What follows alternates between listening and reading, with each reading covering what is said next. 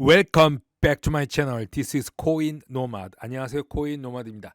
코인게코 마켓캡 시총이 3% 하락을 하면서 비트코인, 이더리움도 4%, 3% 하락을 하였습니다.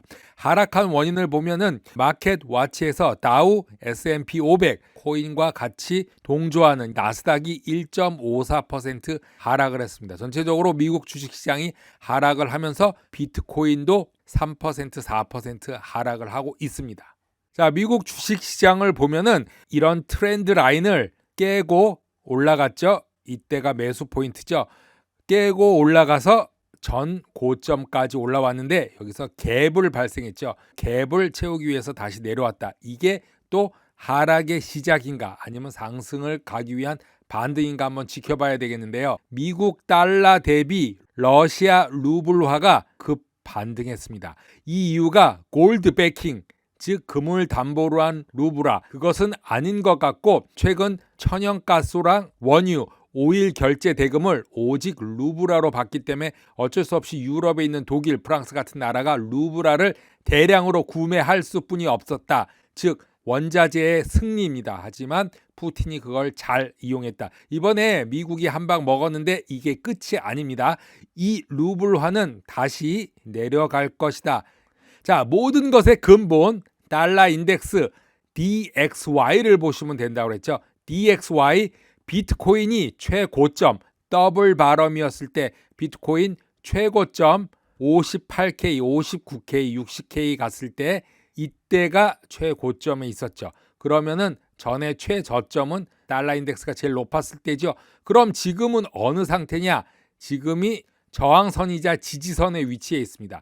이게 더 올라간다면 비트코인은 계속 하락하겠지만 달러는 약해진다고 말씀드렸지요. 그러면 다시 일로 내려가고 비트코인은 상승할 것이다. 비트코인이 상승하면 XRP랑 그 밖에 알트코인들도 상승할 수밖에 없다. 모든 알트코인은 아닙니다. 자, 제가 어제 트론과 비체인을 보고 있다고 말씀드렸습니다. 왜냐? 어제 트론은 바이낸스 US에서 상장했습니다. 그래서 디파짓이 입금 가능하고 트론 차트가 이렇게 올라가고 있었죠. 며칠 동안에. 트론뿐만이 아니라 저스트 급 상승했습니다. 그리고 선도 상승을 하고 있습니다. 다 트론 계열이죠. BTT 역시 상승, 하락, 상승, 하락, 상승. 벌써 3번에 거쳐서 상승이 있다. 자, 트론, 저스틴 선에 대해서 업데이트를 한다면 지난달 12월 에이다와 함께 규제를 받는 걸로 알고 있어서 트램 플랫폼 저스틴에 대한 염려와 지속적으로 하락하는 기사가 나왔는데요. 저스틴 선은 작년 10월, 11월, 12월에 메타버스에 업로드될 1억 원 이상의 미술품을 샀다고 합니다. 소더비의 매클로 컬렉션에서 사상 최고가 7,800만 달러로 낙찰된 자코메티 르네즈 1940년 작품을 누가 샀냐? 말이 많았는데요. 구매자는 세계 최대 블록체인 분산 어플리케이션 운영체제의 CEO인 트론 파운데이션의 31살의 저스틴 선이라고 미디어에서는 실려 있습니다. 저스틴 선은 미술 컬렉션을 만들기 시작했고 곧 갤러리와 1차 시장을 통해 구매와 인재 또한 구인 중이라고 말하고 있습니다. 이 작품은 메타버스를 통해서 전 세계 기관들에게 메타버스로 임대될 계획이라고 합니다. 또 비슷한 시기에 알케미페이가 트론과 파트너십을 통해서 TRX에 대한 지불과 투자를 지원하고 알케미페이는 하이브리드 결제 솔루션 공급 업체로 알려져 있는데 알케미페이 지원을 통해서 기술 자원을 제공하고 커뮤니티 홍보, 생태계 개발 이니셔티브를 통한 트론 전체의 생태계 한 아버지의 4코인 모두 다 생태계를 촉진시킬 것이라고 발표를 했습니다. 미국이 eCash라고 CBDC 비슷한 CBDC도 아닌 이런 법안을 내놨는데요. 상당히 중요한 것으로 보이고 있습니다. 미국 국회의원들이 연방정부를 건너뛰고 미국 재무부에 의해 발행되는 디지털 버전을 개발했는데 이게 eCash 법안이라고 합니다. 전자현금 법안이라고 불리우는데 실제 현금이랑 똑같다고 합니다. 특이한 점은 페드 대신에 미국 재무부에 의해서 발행되고 디지털 버전의 미국 달러화라고 합니다. 이 전자현금 캐시는 CBDC가 아니라 CBDC를 보완한 형태라고 합니다. 민주당 스티븐 린치 의원은 하원에 제출된 입법안 이캐시의 주요 후원자로 밝혀지고 이 법안은 미 재무부가 가장 적절한 정부 기관으로 선정되었기 때문에 연준 대신해서 개발하는 것이고 중앙은행 디지털 통화 CBDC가 되지 않을 것이라고 설명합니다. 이캐시는 다른 형태의 디지털 공공금융을 보완하고 본질적으로 물리적 달러의 기능을 복제하는 보급 수단이 될 것이라고 말합니다. 스테펀 리치 의원은 전자현금 시스템의 목적과 활용은 아마도 소비자 보호와 프라이버시를 최대한 고려해서 저소득 미국 시민을 위해서 보다 큰 금융을 만드는 것이라고 말하고 있습니다. 미국 국무부가 인정하는 지역 화폐 아니면 푸드뱅크 무상 지원 이런 쪽으로 가는 스테이블 코인이나 크립토 아니면 에어마일리지 같은 것이 되지 않을까 생각이 되어집니다. 존 디톤이 올린 트윗입니다. 이 기사는 2020년 12월 코인텔레그래프 기사입니다. 이 기사를 보고 많은 사람들이 흥분하고 고소를 하기 시작했습니다. 왜 리플을 크립토 시장에서 죽이려고 하는지 이해를 못했습니다.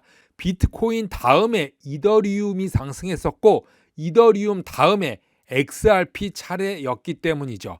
존 디톤은 오늘 왜 SEC를 고소했는지를 답변을 하고 있습니다. 많은 사람들이 존 디톤이 고소하게 된 배경, 이유를 궁금해하고 있기 때문이죠. 존 디톤은 보유한 크립토 중에서 가장 큰 부분이 XRP는 아니라고 합니다. 하지만 두 가지 이유 때문에 고소를 하게 됐는데 첫째는 SEC가 고소한 그 불만 사항을 읽었다. 다른 토큰에도 동일하게 적용될 수 있다는 걸 알았기 때문에 고소할 수밖에 없었다고 하고 두 번째, 첨부로 올린 이 코인텔레그래프 기사를 읽고 XRP 보유자와 리플이 고소로 인해서 망하지 않을 것이다. 관련이 없다는 걸 알았기 때문에 SEC를 고소하게 됐다고 말하고 있습니다. 자, 이 기사의 내용을 보면은 코인센터라는 기관이 나옵니다. 이 코인센터는 미국 워싱턴에 기반을 둔 싱크탱크로서 크립토 친화적 공공정책을 개발, 지원하는 비영리 연구단체입니다. 그런데 코인텔레그래프와의 인터뷰에서 2022년 12월 소송 직후 코인센터는 SEC 미 증권거래소 앞에서 XRP를 지지하지 않을 것이며 XRP를 비트코인이나 이더리움과 같은 관점에서 보지 않을 것이다 라고 말했습니다. 리플은 앞으로 있을 증권거래위원회 SEC와의 싸움에서 크립토 로비의 일부 주요 인사들의 지지를 받지도 못할 것이며 코인센터의 제리 브리토는 발표를 했죠. XRP가 증권이라는 개념에 저항하지 않을 것이라고 했습니다. 즉 XRP가 증권이라고 하면 증권이다. 이렇게 받아들여야 한다. 이렇게 말하고 있는 거죠. 코인센터는 2014년부터 비트코인을 옹호하고 이더리움까지 옹호했지만 SEC가 XRP 리플을 고소하자마자 SEC의 대변인처럼 XRP는 증권이라고 낙인을 찍어 버린 것입니다. 그리고 시가총액 3위인 암호화폐 XRP를 50센트 아래로 급락시키게 된 것이죠. 그 당시 2020년 12월 21일 브래드 갈링하우스는 오늘 SEC가 크립토 시장을 공격하기로 했다. 제이 클레이턴 의장은 미국에서 크립토 산업을 비트코인과 이더리움으로 제한하려고 하고 이들을 승자로 정해버렸다고 말했습니다. 브래드 갈링하우스는 그 당시 XRP를 증권으로 지정한 것이 리플이나 XRP에 있어서 세상의 끝은 아니라고 설명하면서 리플 넷의 고객의 90% 이상은 이외의 지역에 있는 것으로 강조했습니다. 증권 지명은 미국 투자자가 XRP를 보유하기 힘든 이유는 SEC의 브로커 딜러 등록을 완료해야 하고 여러 가지 채택에 방해되기 때문이라고 아쉬움을 토로했습니다. 이러한 이유들이 모아져서 존 디톤은 오늘까지 온 것이라고 말하고 있습니다. 코인노마드 오늘은 여기까지 하겠습니다. 감사합니다.